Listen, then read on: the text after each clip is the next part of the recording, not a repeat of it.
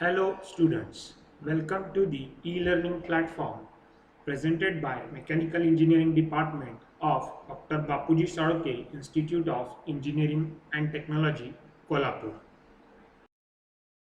Session are number 1, study of necessity of steering geometry. What do you mean by steering geometry? Necessity of steering geometry will be studied in today's session. And second, study of various parameters of steering geometry. Various parameters of steering geometry will be studied in today's session. This will be the last session for the chapter number 3, that is automobile control systems.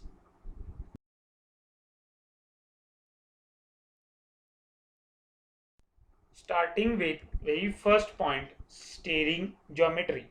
Steering geometry can be defined as the angular relationship among the front wheels, the front wheel attaching parts and vehicle frame is known as steering geometry. Steering geometry is nothing but the relationship between the front wheel attaching parts and the vehicle frame. The necessity of steering geometry is the suspension system can result in change in wheel orientation relative to ground and consequently to steering in effects unrelated to those initiated by the driver of the vehicle. When these arise from the vertical forces transmitted by unsprung mass, they are called as bump steer effects. Role of unsprung mass can induce roll steer, and flexibility in suspension mechanism can also give rise to compliance steer. The various factors entering into front end geometry and influencing the steering case oblique steering stability riding quality have direct effect on tire. These factors are going to be discussed under which have direct effect on the vehicle that are called as steering geometries. These are the camber, the caster, kingpin inclination, combine angle or scrub angle, toe in, toe out. These are the points that we are going to discuss. The very first is the camber. The camber, as shown in figure, is the of plane angle of wheel plane relative to vertical as viewed from front or rear of the vehicle. If the wheel lean in towards the chassis, it has negative camber. If it leans away from the chassis, it has positive camber. It is defined as angle of inclination of front wheel tire with respect to vertical axis view from front of the vehicle. Camber provided may be positive or negative. Camber is also called as an wheel rake angle. The camber, uh, when the wheel is tilted outward at top, the camber is called as positive camber. Because of positive camber, a rolling radius at different points of tire tread is different, which results the tire tends to roll like truncated cone about the center of rotation. So the tire will wear more on outside. Negative tire camber will cause the wear of tire more on inside. Initially, the positive camber is provided on a vehicle so that when vehicle is loaded, they automatically come to the vertical position. The tire life is maximum when the camber angle is 0. The camber angle should not exceed 2 degree. The second is kingpin or steering axis inclination. Most of the steering system have a kingpin which is attached to steering knuckle to a some port. In some design, kingpin is replaced by ball and socket joint. In this design, steering knuckle and knuckle support are combined into single part. This is called as steering knuckle. The steering knuckle is supported at top and bottom by control arm. The steering axis inclination SAI is defined as shown in figure is defined as the inward tilt of suspension and towards the center of vehicle. The SAI is an imaginary line drawn through the upper strut and lower ball joint and another true vertical line that run through the center of tire. And the kingpin inclination is defined as the angle between the vertical line and the center of kingpin in or steering axle when viewed from front of the vehicle is known as kingpin inclination or steering axis inclination. The kingpin inclination ranges from 3.5 degree to 8.5 degree and its average value is 5 degree. It reduces tire wear, helps to provide steering stability, reduces steering effort when the vehicle is stationary.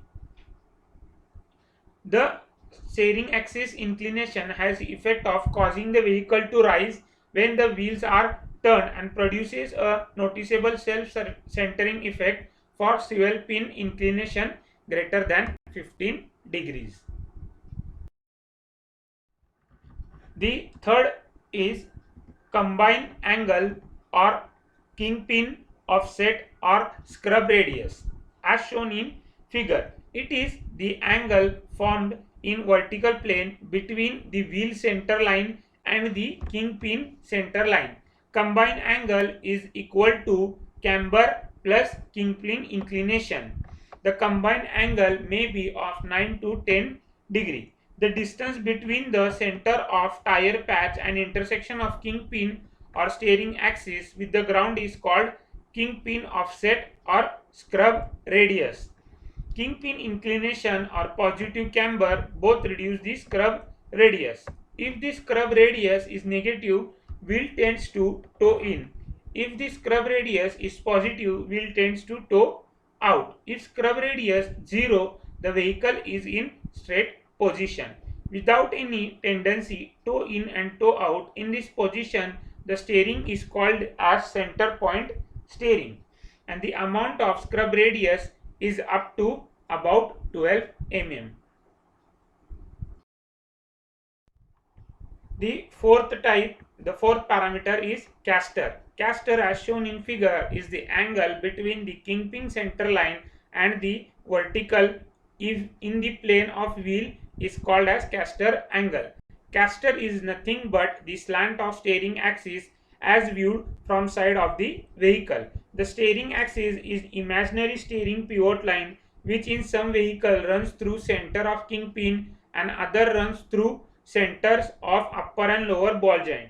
Caster is positive when the top of steering axis slants to rear of the vehicle and negative when it leans to front. When caster is positive, the projected intersection of steering axis is ahead of tire contact point. Caster is negative when top of steering axis leans to front of the vehicle. The steering axis intersection point is called leading point and the tire ground contact point is called as trailing point. The positive caster is to provide directional stability. The greater the positive caster, greater is the stabilizing force. Amount of caster about 3 degree gives good result. The positive caster provides directional stability. The positive caster more directional stability, but effort required for steering and hold the vehicle on turn increases. Incorrect caster produces difficulties like hard steering, pulling on one side when brakes are applied and shimming or shivering.